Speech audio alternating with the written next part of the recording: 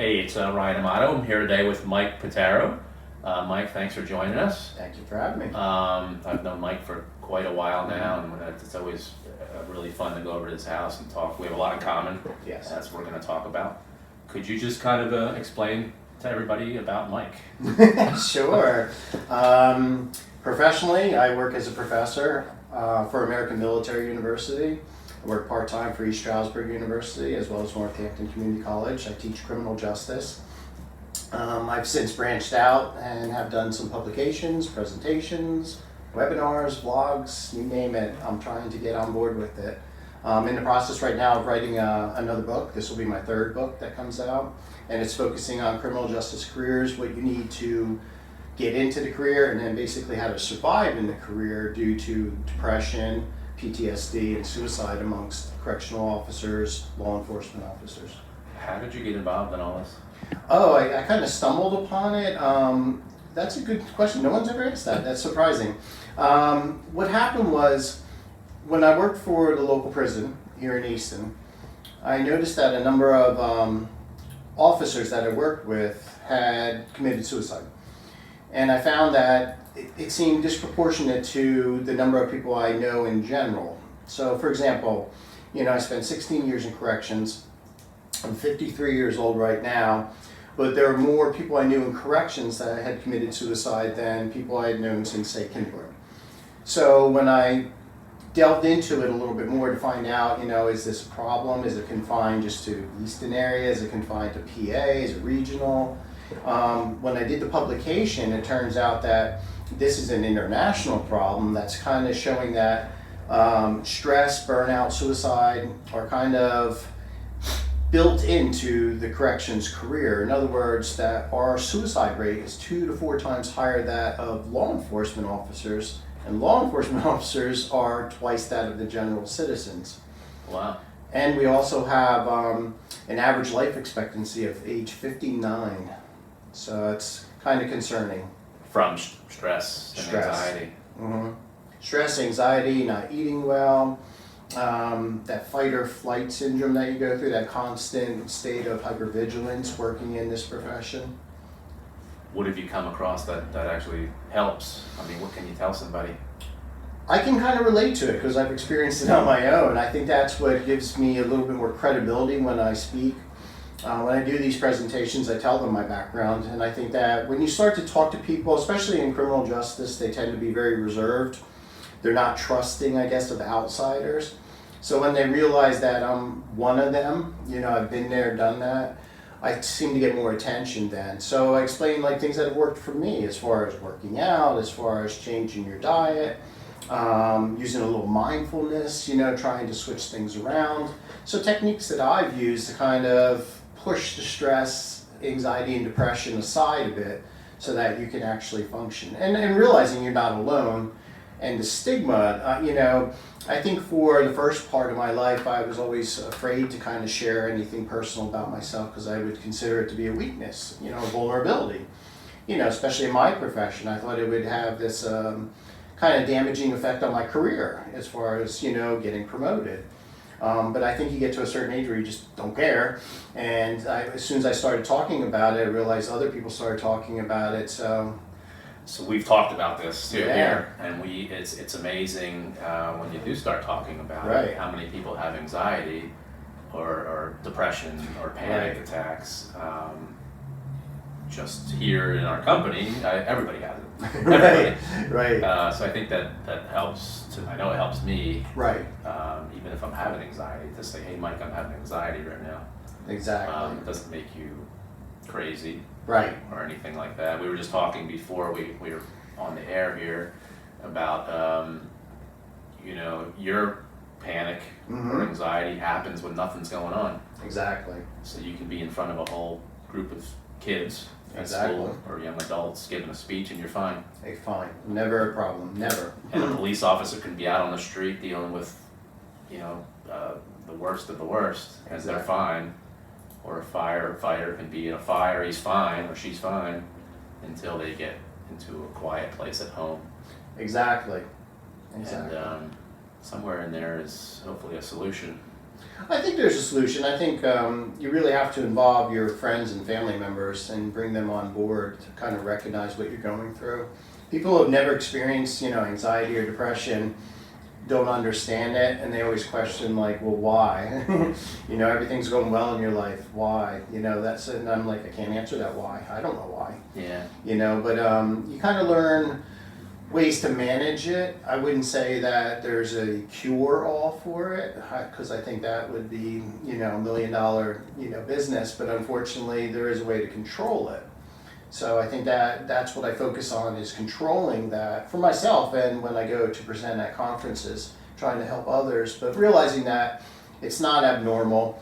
It's listed as a psychological disorder, and that gets people, in a frenzy, thinking that they have some type of, severe mental illness. But it's, like you mentioned before, it's so common, and there's different degrees of it. There's mild anxiety, there's, very, very severe anxiety, there's mild depression, there's chronic depression. Mm-hmm. So it ranges, and a lot of it could be situational depending on what's going on in your life. When did you realize you first had it? Ooh, God, it's been so long. I would say probably in my 20s. I was in college, when I started to experience these weird sensations, as almost as if I was having a heart attack, but being, in your 20s, you're like, that's really not, it's possible, but it's really not likely to occur. But I took a quick trip to the ER one day because I had the symptoms. The symptoms were there. My blood pressure was up, pulse was up, so I was rushed to the emergency room, and it was at that time that they diagnosed me with the general, anxiety disorder. I've been there. I've been to the hospital a few times. Yeah, same And here. all they do is give you a little bit of a Xanax and you're out the door. Right, exactly. So Exactly. You have to kind of just fight through it. Exactly. So you enjoy what you do. Oh, I absolutely. can tell just talking to you. Absolutely. Do you have maybe one or two favorite things, like, oh my God, I'm going to get to go do this? I look forward to teaching and even presenting. I think anything I do, it's very rewarding to me. I've always been of that mindset. I like helping others, so that's my satisfaction. I'm not one to be in sales or anything like that where, I'm trying for monetary, satisfaction. Obviously I like my money, but I get more satisfaction out of people succeeding. I like to see people succeed. We're living in a time now where you see more negativity than anything positive, especially on social media. But I personally like when people succeed. I love that, So if a friend of mine succeeds and they do something well, I want to promote that. So I think that's kind of built into my personality, and I think it's a change from criminal justice, though, because there were limited success stories, if you would. So teaching is more about success, helping people launch their careers. And I see, obviously on social media, you're still in contact with students. Yes, So yes. I like to see that they're always in contact with you and you're always happy for what they're doing. And Yes. you post it. Exactly. That's a good thing. I try not to be the traditional professors of like past decades, where you have your set office hours and it's that 1 hour on Wednesday, and if the student can't meet you, then they have to wait till next Wednesday. So I try to make myself available 24/7. Oh, well. And when I started this, giving out my, email and my personal email and my phone number, some of my colleagues were like, why are you doing that? That's going to be crazy. But with teaching at 3 universities, juggling, I would say probably on average 200 to 300 students, I get 5 phone calls a week, if that. Mostly Really? it's text messaging. So no one's ever abused it in all the times that I've been, working. Nothing's ever happened. No nasty comments or they're upset with the grade or... No, I've always explained everything. And I think also I can kind of relate to a lot of my students because I went to school part-time as a single father, and I think that helps me to kind of stay grounded and humbled in a sense, that I can work with people realizing that, things do come up. And so I'm a little bit more approachable and accessible, and I think that's what's helped me.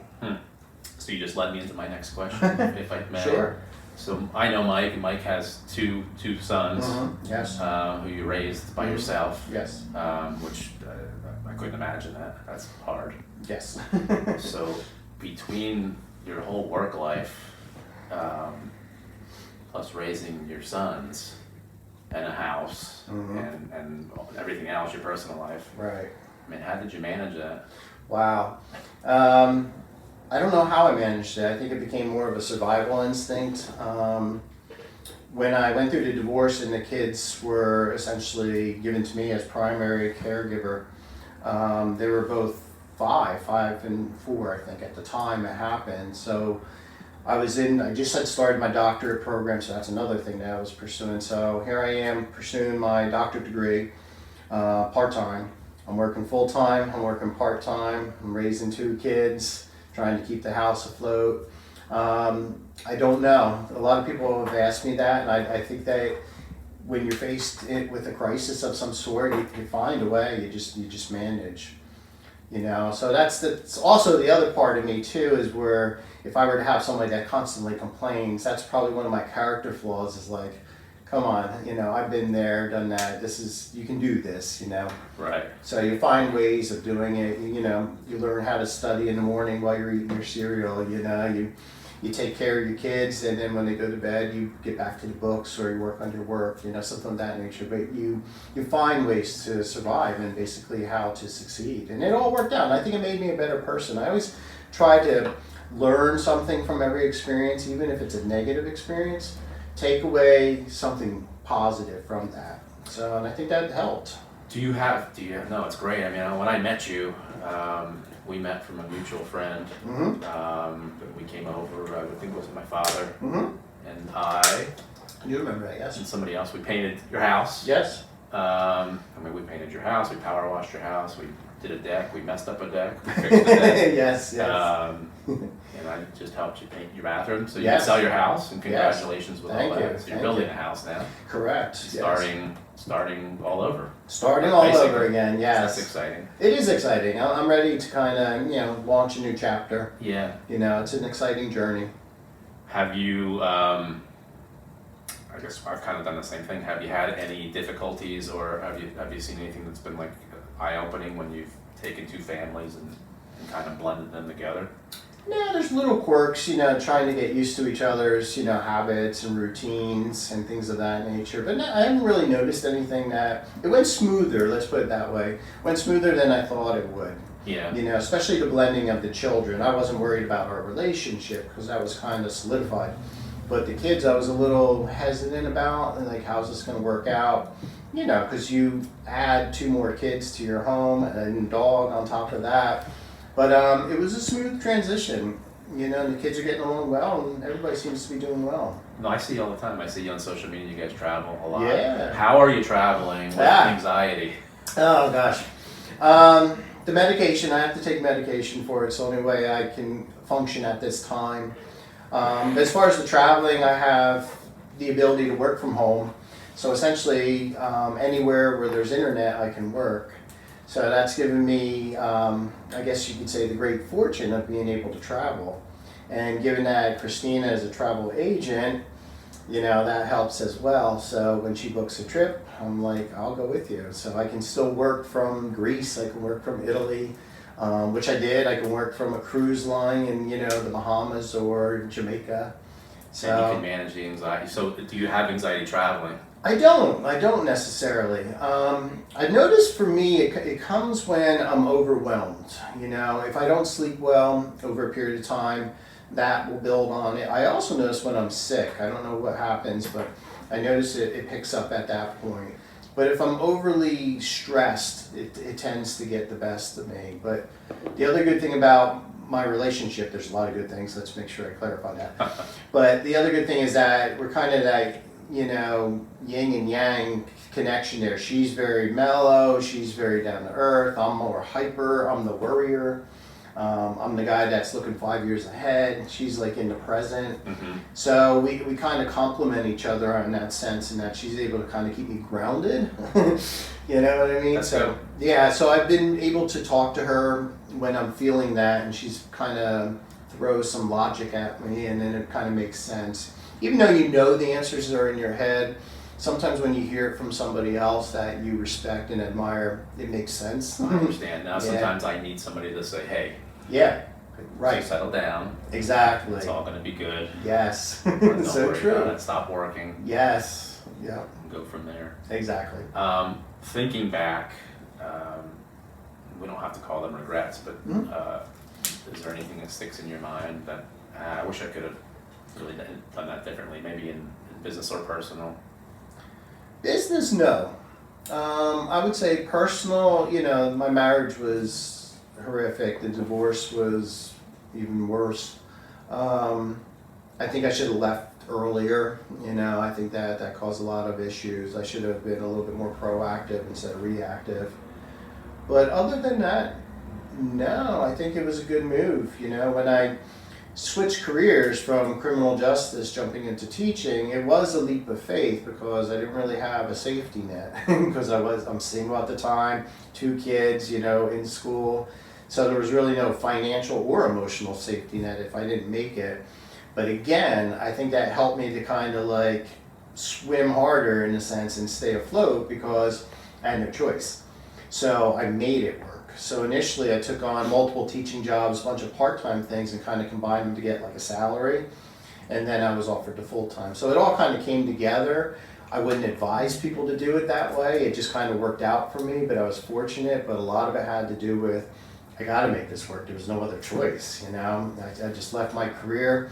I just left my pension, everything, and I started over from the beginning. So it was a leap of faith, but you have to have confidence in yourself that you're going to be able to do it. And do it. Right. The first year was tough, but I think after that it got better, and each year it does. It tends to get much better.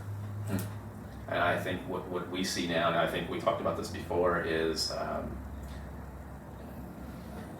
the young people that I see coming through from my end, right, who are painters, mm-hmm. Are just expecting a lot of things. Yes. For our industry, which is a service industry, that's tough because we need you to show up on time. We need you to work all day. We build people on the production that we can do. That's how we make our money. Right. We're finding that that's not happening. Do you find that you have a lot of students? How are you managing that as far as them getting their work done? I mean, I know they have to do it or they don't pass. Right. But you talk to a lot of students. Right. Can't say all. I don't want to kind of criticize an entire generation, but you do notice a work ethic. There's a difference there. I could say there's those outliers that really push themselves, and I see that, and I tend to gravitate towards them a little bit more. But then you do have those that kind of want everything now, and I'm like, well, I had to work to get to this point. I'm 30 years into my field. So now everything's coming together for me. But, starting out, you're going to be working the holidays, you're going to be working weekends, you're going to be getting paid very poorly. You're the low guy on the totem pole. So you got to kind of pay your dues, Again, though, I look at that as a positive, is that, it kind of builds character. But a lot of people want to come right out of the gate making, $80,000 to $100,000, and I'm sorry, it's just not possible. Or it's not likely, to do so, and you guys got to kind of earn your way there, earn the respect. But when I teach, I also talk about how to succeed in this field. One of the things I stress is that come in earlier. It says so much if your employer sees you come in 10 minutes early. That's it, 10 minutes. But if you come in right 1 minute before you're supposed to work, that also says a lot. You're still on time, you're still early, but there's a huge difference with the 9 minutes. Absolutely. Volunteer to do some things, try to get yourself involved, with committees and boards, and volunteer in the community, pay back. So I'm a big advocate for doing things like that so you get noticed more. Because a lot of it is, as you know, it's name recognition, it's who you know. It is definitely who you know. Right, and I think that's helped me. I can't even remember the last time I actually applied for something. It's just, I know people, but it's something that you have to earn and build that trust and, that character and that reputation. That takes sometimes years, decades to get to. Sometimes doing things for free. Absolutely. Yeah, just do it for free, go out and help people. We just had a job where I went out a year ago to do an estimate for somebody to paint. I think it was his mother's house. He was trying to take wallpaper off. Mm-hmm. When I got out there, I knew that he had a budget. Right. They're trying to sell the house, some issues in the family. Might have been a death in the family. So I just really explained to him how to do the job. Right, without right. us doing it. So we did the job. We talked here and there throughout Sure. the year, and then he handed us a substantial commercial project about a month ago. Right. Just out of the blue, not me calling asking Yeah, about work. absolutely.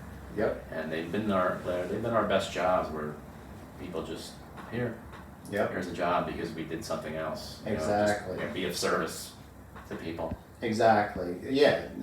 What you put into it will come back to you. You know, it's definitely that good karma that comes back to you. Mm-hmm. You know, I spent years on boards and committees and doing publications where I wasn't reimbursed, but then it led to paid projects, paid presentations, paid boards, paid, articles to write. So it does come back to you, but pro bono work is good for you. I think it's good to give back. You know, I think it's important that, it shows that you have part of the community. You know, you want to be invested in it and giving back. You said you've written books, which I know. Mm-hmm. I know you just don't wake up one day and say, hey, I'm going to write a book and do Right. it. Could you explain that process? Because I'm interested personally. Yeah, it's difficult. I was fortunate because the books are sold primarily in the academic market, meaning that typically they'll be assigned to college students. So you kind of have a captive audience, if you would.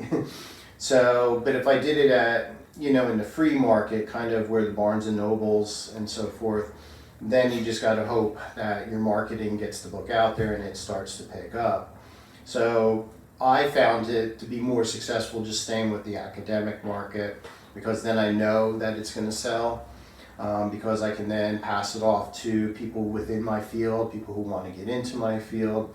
So there's a large segment of the population that I know that I can kind of count on. So my demographic would really be undergraduate students and criminal justice professionals. Was there a lot of pressure? So you're putting yourself out there in everything, podcasts Yes. and magazines and books, Mm-hmm. and you're in front of a lot of people, you're on social media. Yes. Is there a lot of pressure for you in the feedback that you get from people? Yeah, that's another good one. You're asking good questions. When I first started, I would take offense to somebody. I call them the haters or the trolls that would come out, especially on social media. If I published an article, I would have, and it tended to be the same people that would come out and just find anything wrong with what I said and just counter it. I've learned to kind of ignore that and not let that. I look for the majority. Is it working with the majority of individuals? Realizing that you're never going to satisfy everyone. There's always going to be some division, especially with topics that I tackle. You can see it in the United States right now. We're just heavily divided as a nation. So there's no way I'm going to put something out that's going to appeal to everybody. I've also learned to write in a different way too, by staying neutral on a lot of these topics and kind of explain the problem, I guess you could say, what's happening, what we need to do, but kind of not really taking a side. So for example, if I was going to take on gun control, I know that's a heavily, and a heated type of discussion. So, but I've been trying to tackle it neutral by saying that we need to, get back to kids with coping skills and resilience. Because when you and I were younger, we didn't have, we didn't have any of those things, any of those problems. People will say, well, it's mental illness. Well, we've had mental illness, that hasn't gone anywhere. We've had guns. So there's more to it. We're missing the third component. And to me, it's coping skills. Mm-hmm. That people don't seem to be able to cope with frustration and disappointment. And so they resort to violence. So that's something that people, I think, can relate to. And that one did very well. So I kind of tackled the gun control, but I didn't take a position as to what I feel. And no one knows what I feel. So I kind of just approached it from, we're missing that third component. There's got to be something else besides the guns and the mental illness. Not saying that they're not relevant, but there's got to be something else that we're missing here. Mm-hmm. And I think a lot of it has to do with kids today, or young adults, are having trouble coping with all that stress and frustration. Even with suicide, you see the murder-suicides are very popular. So rather than taking out yourself through suicide, you end up going into a school or into some mall or something, and you try to take out as many people as possible. So I think that kind of has helped me by realizing that I'm going to have the people that are always going to have hateful messages and troll me, if you would, on social media. Did you respond to them initially? Initially I did, then I stopped. Okay. Yeah. I'm asking for my own personal. Yeah. You know why? Because it becomes, with those individuals that they kind of want to engage you, so it's not a winnable argument, if you would. Not that anybody should really win, but you're just going to go in a circle. Mm-hmm. You'll throw out facts, they'll throw out facts, and you just keep going on. It was just wasting my time and energy, you know. And I think that there are some people, unfortunately, that kind of hide behind your computer screens, and so you know they have those cyber muscles, I call them, where you know they spread with their thoughts, but wouldn't really tell you in person. Yeah. You know, so I kind of got used to that, and you know, I just let them go. You know, because I found that if you engage them, it just ends up being more hateful, and then other people join in. It's not worth it. Yeah. If you just cut it and just don't give them any attention, they disappear. We do get it, but believe it or not, Yeah. we're a painting company. I mean, and we have haters, I guess you want. Yeah. That's what you want to call them. Yeah. I mean, you used the wrong pole. Why is that bucket over there? Why are you using that paint? Yeah. Exactly. You're a hack. You're this. You're that's crazy. Yep. For a Unfortunately. painter. Yeah. Exactly. Unfortunately, that's the world we live in. You know, people resort to Yelp and Google, you know, for reviews, and you know, unfortunately, you're gonna have some that are, you know, gonna put poor reviews. I found that people that do reviews are the ones that really liked you, or the ones that really didn't. Exactly. And you're missing that probably 80% in between there that are very content, but just don't do it. If you read ours, exactly what you just said. Yep. If you see a bad one, it's going to be a very emotional. Yes. You've ruined my life. Right. Review. And if it's a good one, oh my God, you guys are the best thing that ever happened to us. Right. And typically, the good ones will keep following us Yes. for years and years, Yep. and post nice things, and you know, they're usually the good people. Yes, exactly. Okay. Yeah. Some more fun questions than Sure. than murder and suicide Sure. and haters on the internet. You wake up in the morning and you can do anything that you want to do, and there's no work that day. hmm What do you do?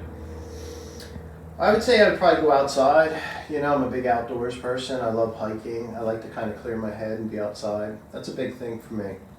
I struggle in the winter months when there's not much to do, you know, where it's limited and it gets dark so early. But I love being outdoors. I'm not necessarily a TV person, you know. So that would be kind of my ideal, you know, thing to do, is, you know, just to kind of get out there, enjoy, you know, the world. And if I spoke to your kids, what would they tell me about you? Oh, wow. That's a good one. I'm not sure what they would say. That might be a good video. Yeah, we differ in a lot of respects. You know, I'm more kind of focused on my career, and, you know, they're not as focused on that. So I don't know what they would necessarily say. That's a tough one. You know, I honestly don't know. What about if I spoke to anybody who's around you, Mm-hmm. what would they tell me your strongest personality trait is? I would like to think that people would say, you know, that I'm the person that'll kind of drop things to do something for you. That I make time. I think that's a good one, make time for people. You know, I think that's important too. Mm-hmm. I think that's kind of what I look for, you know, I strive for, is, you know, to try to, you know, it makes me feel good to do something for others, you know, so I don't necessarily need anything in return. You know, a simple thank you works for me. And I think the kids would probably say the same, you know what I mean? If you had to have a serious conversation with them, I think that would be something that they would probably say as well. Mm-hmm. Do you have something that you've always wanted to do and you haven't had a chance to do it yet? Travel more. I'm just starting it now, so I guess you could say I'm getting a late start on the traveling, but I want to travel as much as I can. That's the big thing, you know. The American dream is you work hard for 40 years, you retire. By that time, you're also limited physically. You know, you may be experiencing some health problems by the time you retire. So the American dream is a little backwards, in my opinion. So I'm trying to live now, you know, and do the things I want to do now, because I don't know what the future holds. Right. So I really want to start. I have a different mindset, I think, than I did, say, 20 years ago, where, you know, obviously I'm saving money and, you know, being fiscally responsible, but I also want to not be house poor and car poor, and I don't want to like overextend myself financially. I want to travel more. To me, I'm getting more satisfaction out of traveling. Visiting different cultures and different places, different foods. That to me is more exciting.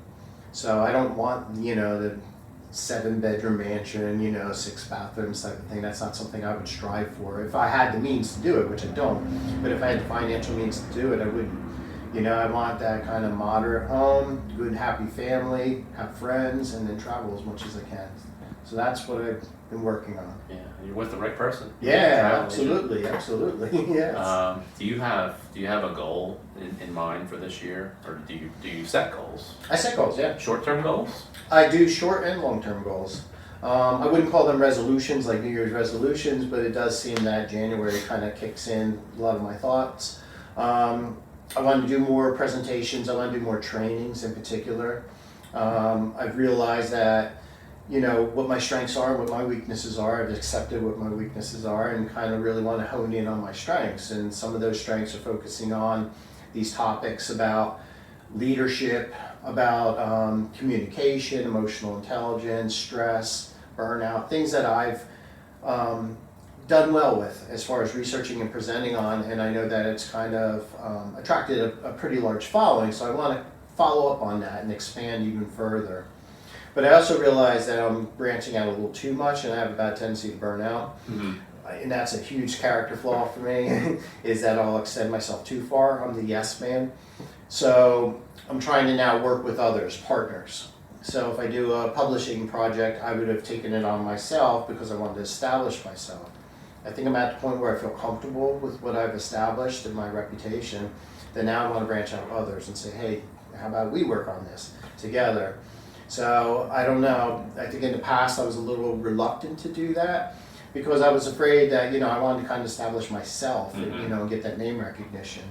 So my goal for this year is to extend out, but to do with others.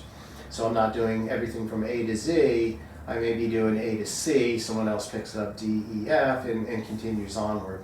And you're good sharing that. I am now. I'm at a good limelight. Yes. I'm at a good point where I finally feel good about that. I guess you get rid of that little vanity and that, try to be a little bit more modest about it. Somebody just graduating college, which you deal with all the time, what would be maybe 3 huge things you would tell them about life?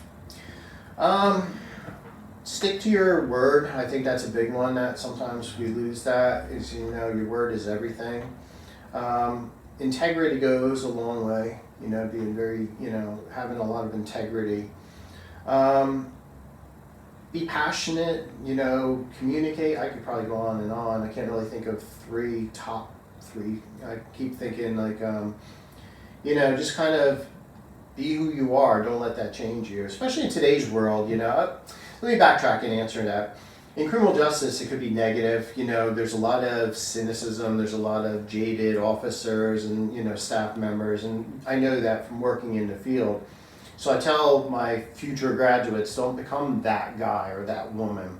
You know what I mean? Kind of don't get involved with those toxic people. Try to distance yourself. Do what you think is right. If it's not right, don't do it.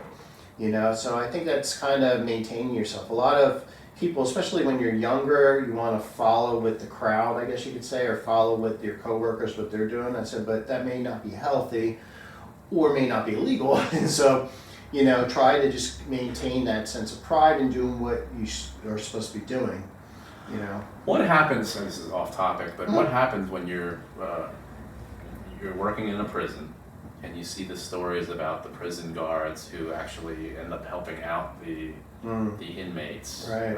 Whether they're sneaking things in or sneaking things out, or what goes through their minds, I guess. Yeah, it's there's multiple things that go through. Unfortunately, corruption is a problem. It's a problem in every profession, but for us, you kind of you're the law enforcers. You're care, custody, and control.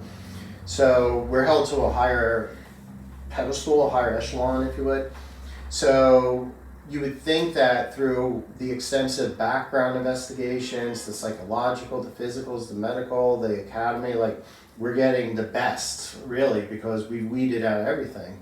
We've gone through your child history, we've gone through academic, we've gone through your psychological, we know what medications you're on, we've gone through your bank accounts.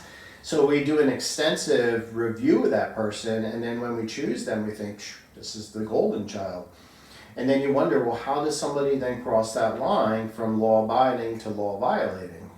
And it's hard to really answer that. I think a lot of it is a quick dollar. I think that's a huge problem. For example, cigarettes, or rationalizing, this is a big one. Cigarettes or tobacco products are banned in most prisons, particularly in Pennsylvania. So they're on the black market essentially. So a pack of cigarettes, let's say I don't know what a pack of cigarettes are, let's say $10, just, for sake of the conversation. So you bring that $10 pack of cigarettes in, you sell it for $100. It's a $90 profit. But the officer rationalizes in his or her head, it's only cigarettes. It's not illegal. So, but the problem is when you do it once, it leads to a slippery slope then afterwards, because you've justified it in your head that it's acceptable to do so. Same thing, let's say you take drug money. Most places the money goes into district attorney's office, evidence. So a lot of police officers will rationalize, I don't get paid enough, this is dangerous, it's dirty money anyway.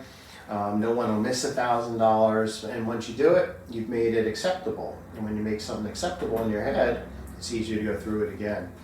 And unfortunately, we've seen many, many that have fallen down that track for a couple dollars, and it's hard to, one thing, you're risking your career. Second thing is you're risking being incarcerated yourself. So to me, it doesn't make sense why you would jeopardize everything like that. Is it in the same lines as a teacher who has a relationship with their student? Yeah. Or a correctional officer that has a relationship with an inmate. That's a problem as well. And we're seeing a lot of that as well. Maybe not seeing a lot of it. I think with social media, we're noticing it more. Mm-hmm. I'm sure it went on in the 70s and 80s and so forth, but I think we're paying more attention to it now. But if you notice, and I want to do a research project on this, it seems to be more female teachers with students than it is male teachers with students, which I find pretty interesting. Mm-hmm. But there's still a bias there, because if it's a male teacher, we go, oh, he's a pervert, pedophile. But if it's a female teacher, we go, well, she's going through some emotional problems, it's a distorted love relationship. We seem to kind of justify her actions. And the way people perceive it. Right, yeah. You hear about a female teacher who's with a student, and all the guys go, oh wow, I wish I was that guy. Exactly. I wouldn't say anything, I wouldn't tell. Right. But the reverse is not a good thing. Exactly. It's still exploitation, and it's still statutory rape, The law is very specific, adult, minor, it's black and white. So, and since a teacher is in a position of authority over the student, it raises the ante of raising it up to, a higher level crime, because that teacher has power, whether it's real or perceived power over the student. Yeah. Same as a boss, same as me. Oh, absolutely. Yeah, absolutely. The same type of thing there. Same as a professor, it would be the same type of concept. And, I work with all adults, but still you're having power and authority over someone that it becomes a crime. So, yeah, absolutely. Interesting. Well, is there anything else you'd like to talk about? We can chit-chat here all day. No, I can't think of anything. Yeah. No, I appreciate this. No, I appreciate having it in. It was awesome. And hopefully we can do it again. Yeah, absolutely. Anytime. Cool. Sure, sounds good. Thank you, Mike. All right, thank you. Yeah.